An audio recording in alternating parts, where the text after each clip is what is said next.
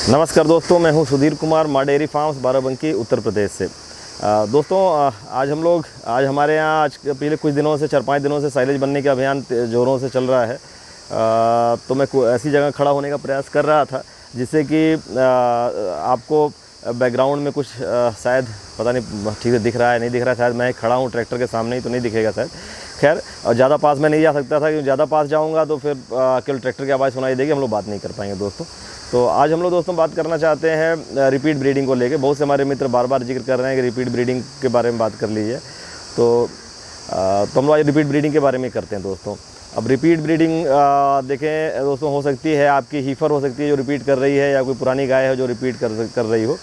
तो देखिए दोस्तों, नॉर्मली जब हम लोग रिपीट कर गई गाय कहते हैं तो गाय आप एआई करोगे तो ऐसी कोई गारंटी तो नहीं है कि सच में वो एक एआई करोगे कंसीव ही कर जाएगी। बल्कि अगर बहुत अच्छा कंसेप्शन फार्म का है तो 50% कंसेप्शन आएगा। 2 एआई तो आपकी ऑन एन एवरेज गायों पर लगेंगी ही। तो ऐसा नहीं है कि हमारी एक गाय को रिपीट कर गई हम उसको रिपीट ब्रीडर कह देंगे या रिपीट गाय करती हुई गाय कहेंगे। नॉर्मली गाय अगर 3 बार रिपीट कर जा रही है तो उसको हम कह सकते हैं वो रिपीट कर रही है। और तो एक तो ये हुआ दोस्तों, और दूसरा ये है कि अब हम रिपीट करने के कारणों की बात करें, फिर उसके हम लोग सुझाव लेंगे कि कैसे हम लोग उसको कम से कम कर सकते हैं। देखें दोस्तों, रिपीट करना हमने कहा कि आप ख़त्म नहीं कर सकते क्योंकि अच्छे फार्मों का जो कंसेप्शन रेट है वो 50% के नीचे है। 50% का मतलब हुआ कि 2 स्ट्रॉ अगर आप 10 बार एआई करोगे तो 5 गाय ही गाभिन होगी या 4 गाय गाभिन होगी, 40% हुआ तो। और सेक्स सीमेन में तो उससे भी कम है दोस्तों। स्टैंडर्ड जो है, स्टैंडर्ड 30 से 40% के बीच में है सेक्स सीमेन में। तो तीन में आपका एक का एवरेज आने लग रहा है। अब हमारे कुछ मित्र ऐसे हैं, पंजाब में हैं, कुछ एक मित्र यूपी में भी हैं जो अपने खुद से एआई करते हैं। वो पहले एआई वर्कर रहे हुए, तो उनके यहाँ कॉन्सेप्शन वो बढ़ा ले जाते हैं और वो जितने मैं फैक्टर आगे जिक्र कर रहा हूँ उसको वो सबसे अच्छा करते हैं। तो धीरे धीरे कॉन्सेप्शन रेट उनका बेहतर हो जाता है दोस्तों। तो अब हम लोग बात करते हैं कि अच्छा दोस्तों, जो ये रिपीट करने के पीछे जो मैं कारण खोज सकता हूँ, सोच सकता हूँ, उनमें कुछ कारण ऐसे हैं जिनका आपके मैनेजमेंट से लेना देना है या जिनके बारे में आप जो आप प्रक्रिया कर रहे हो उससे उनको असर पड़ता है। और लेकिन कुछ कारण दोस्तों ऐसे हैं जो आपके देख रेख के पहले ही शुरू हो जाते हैं। अब उन कारणों की मैं बात करूं सबसे पहले दोस्तों, तो देखें, एक सबसे बड़ा कारण है कि जो सीमेन यूज़ इस्तेमाल किया जा रहा है आपके एआई वर्कर के द्वारा चाहे आपके वेटनरियन के द्वारा, उस सीमेन की क्वालिटी क्या है, उसकी मोटिलिटी क्या है, वो अच्छी जगह से लिया गया है नहीं लिया गया है, और जिस लॉट से लिया गया है उसमें मोटिलिटी है कि नहीं है। तो खुद सीमेन अच्छा है, ठीक है कि नहीं ठीक है, पहला प्रश्न। दूसरा प्रश्न ये है दोस्तों कि उस सीमेन को की हैंडलिंग कैसी की जा रही है। आपके जिस एआई करने वाले सज्जन ने, अपने वेटनरियन या पैरा वेटनरियन ने उसको रखा है अपने पास, वो उसकी हैंडलिंग ठीक कर रहे हैं कि नहीं कर रहे हैं। वो जिस सीमेन कंटेनर में सिलेंडर में लेके चल रहे हैं उसमें रेगुलर गैस रह पा रही है नहीं रह पा रही है। ये दूसरा कारण हुआ दोस्तों। उसके बाद तीसरा कारण ये हुआ कि जो सज्जन हमारे ज़्यादातर वेटनरियन की तो बात करना ही बेकार है, वेटनरियन तो उनके हाथ सदे होते हैं। अपने पैरावेट मित्रों में बहुत से मित्र बहुत अच्छी एआई करते हैं, बहुत ही अच्छी एआई कर रहे हैं, लेकिन कुछ ऐसे भी हैं जो एआई जिनको ढंग से नहीं आती, वो भी फील्ड में निकले हुए हैं, वो एआई कर रहे हैं। और मेरे पास खुद का अनुभव है, हमारे शुरू में 4-6 महीने तक एक ऐसे सज्जन ने एआई कर दी जो मुझे बाद में पता चला कि और जगह एआई करते ही नहीं हैं वो, तो बार बार एआई करके जाते थे और एआई के इमीडिएट बाद हमें ब्लीडिंग का आभास होता था, ब्लड का आभास होता था, तो कहीं ना कहीं भीतर खोद देते थे, उन्हें आइडिया नहीं थी। तो ऐसे सज्जन भी हैं जो कि फील्ड में निकल पड़े हैं एआई करने के लिए, तो हमें उनसे भी सावधान रहना है। तो तीसरा कारण ये हो गया कि एआई करने वाला ठीक है नहीं ठीक है। और चौथा कारण जो है दोस्तों वो है एआई की टाइमिंग। अब आप देखें कि आपका जो एआई वर्कर हैं या आपके जो डॉक्टर साहब हैं वो एआई की टाइमिंग सही से समय पे एआई हो पा रही है या उनके पास वर्कलोड के कारण वो लेट आ रहे हैं, या आप उनको, इसमें ऐसा नहीं है कि उन्हीं की गलती से या उन्हीं के ना ध्यान देने से पिछड़ रहा हो। कई बार ऐसा होता है कि हम उनको बताने में भी चूकते हैं दोस्तों, तो वो भी बहुत बड़ा असर डालता है। तो हम लोगों ने दोस्तों 5 बातें की यहाँ पे। देखें क्या है कि मैं जब भी बात करता हूँ दोस्तों, मैं चाहता हूँ जो चीज़ें हमने इतने प्रयास से, इतने अनुभव सीखी है, जब मैं उनको बोलूँ तो वो कहानी की तरह आपके सामने से न गुजर जाएँ। वो हम उन्हें जैसे एक समराइज़ कर लेते हैं। मैं चाहता हूँ दोस्तों कि क्या है दोस्तों, मैंने 2 बार आईएएस का इंटरव्यू दे रखा है। और 2 बार इसका इंटरव्यू तक पहुंचने का मतलब है कि हमने उसमें दुनिया भर की जनरल स्टडीज़ और ऐसे वगैरह के पेपर होते हैं और हम लोग अच्छा करते थे, अच्छा ऐसे लिखते थे, सब कुछ करते थे। तो कैसे उसको तैयार करते हैं, जो अपनी बात हम आपके सामने कह रहे हैं। और अब जैसे क्या होता है, आप एक बार की सुनोगे तो हो सकता है सुने और आपने ध्यान नहीं दिया, तो मैं इसीलिए समराइज़ करता चलता हूँ दोस्तों कि हमने क्या बात की। तो हमने इस तरह देखें दोस्तों बात की जो कारण हो सकते हैं सीमेंट की क्वालिटी को, पहला पॉइंट। दूसरा पॉइंट है कि सीमेंट की हैंडलिंग, दूसरा पॉइंट। तीसरा पॉइंट है आपके एआई वर्कर की कॉम्पिटेंस, तीसरा पॉइंट। अब देखें दोस्तों, कुछ हमारे एआई वर्कर होंगे जो उसको अदरवाइज़ लेने की कोशिश करेंगे, वो वैसे ना लें। मैं जो अच्छे हैं मैं उनके बारे में बात ही नहीं कर रहा। मैं अगर बात कर रहा हूँ तो उन मित्रों के, सज्जनों के बारे में बात कर रहा हूँ जो गड़बड़ करते हैं और उसके कारण हमारे फार्मर्स को नुकसान पहुँचता है दोस्तों। तो अच्छा, तो तीसरा पॉइंट हो गया हमारे एआई वर्कर का कॉम्पिटेंस, और चौथा पॉइंट हो गया एआई की टाइमिंग दोस्तों। तो ये तो कारण हो गए कि जो आपके गाय से इतर, गाय का फीडिंग न्यूट्रिशन क्या है, उससे इतर जो आपके ब्रीडिंग पे असर डाल सकते हैं, ये वो कारण है। तो अब हम लोग जैसे तो इनके बारे में भी समझ लें कि भाई सीमेंट की बात है। इसीलिए मैं बार बार दोस्तों कहता हूँ कि अपना सीमेंट सिलेंडर रखा जाए, अपना सीमेंट रखा जाए। जैसे आप अपना सीमेंट सिलेंडर रखोगे और अपना सीमेंट रखोगे, ऊपर के 2 कारण ख़त्म हो गए। सीमेंट की क्वालिटी का मसला ख़त्म, सीमेंट के हैंडलिंग का मसला ख़त्म। अब आपका एआई वर्कर का कॉम्पिटेंस है, तो उसको आपको देखना होगा कि आपका एआई वर्कर आपने सही चूज़ किया है, नहीं चूज़ किया है, तीसरा हो गया। और जो टाइमिंग का मसला है दोस्तों, देखें टाइमिंग का क्या है कि टाइमिंग एआई में बहुत मायने रखती है दोस्तों। और इसमें ये क्लियर हो जाए कि बेस्ट टाइम, देखें ओवुलेशन का आप जितना लिटरेचर पढ़ोगे उसमें तरह तरह की बातें निकल के आती रहेंगी। जैसे नॉर्मली कहा जाता है कि जब गाय हीट में सिम्टम आपको दिखाएगी, उसके 26 से 32 घंटे के आसपास में वो ओवुलेशन अंडा उसका निकलता है दोस्तों। अब हम लोग सोचते हैं कि 26 से 28 घंटे या 32 घंटे में निकल रहा है, तो हम 24 घंटे में एआई कर देंगे, तो ठीक है दोस्तों। अब उसमें थोड़ा सा कैलकुलेशन है कि बेस्ट टाइमिंग आएगी आपका, मैं उसको जोड़ के दिखाऊंगा कैसे आती है। बेस्ट टाइमिंग है 16 घंटे 18 घंटे के आसपास आप एआई करोगे।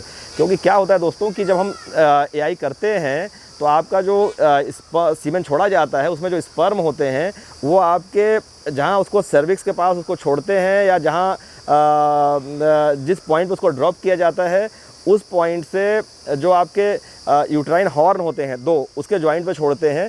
और वहाँ से वो जहाँ पे फर्टिलाइजेशन होता है उस साइट में पहुँचने में, जहाँ पे उनको अंडा मिलेगा, वहाँ से पहुँचने में 6 से 8 घंटे का समय लग जाता है दोस्तों। 6 घंटे, 4 से 8 घंटे, 4 से 6 घंटे, 4 से 6 घंटे दोस्तों।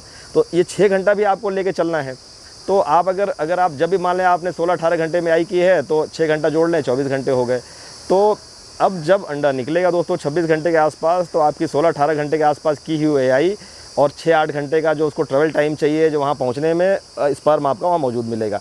अब देखें कई बार ऐसा होता है कि ऐसे में अगर 24 घंटे में भी, देखिए 24 घंटे में एआई करने में मैं सबसे बड़ी समस्या बता रहा हूँ क्या होती है दोस्तों।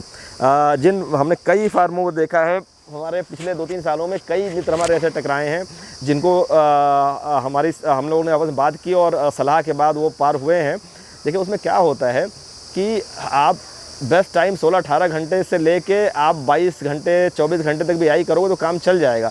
लेकिन 24 घंटे वाली में की हुई एआई कहाँ फेल होती है मैं बताता हूँ दोस्तों। देखिए मान लें कि आपकी गाय आपको सुबह हीट में दिखाई दी, तो अब आप अगर मान लें 24 घंटे की में एआई करने के प्लान में हैं, तो आप क्या करेंगे कि अब आप अगले दिन सुबह अपने एआई वर्कर को बुलाएंगे।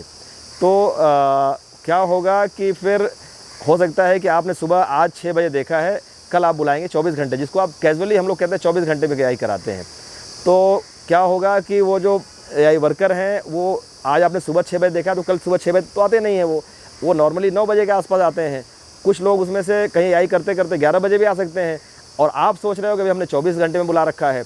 एक तो ये समस्या हुई कि आपने सुबह देखा 6 बजे, और जिसको आप 24 घंटा कहते हो वो सुबह 6 बजे के बजाय अगले दिन 10 बजे होता है। तो 24-4 28 घंटे में आपने एआई की है, और 28 घंटे में की हुई एआई 6 घंटा लगेगा स्पर्म को ट्रेवल करके फर्टिलाइजेशन साइट में पहुंचने में।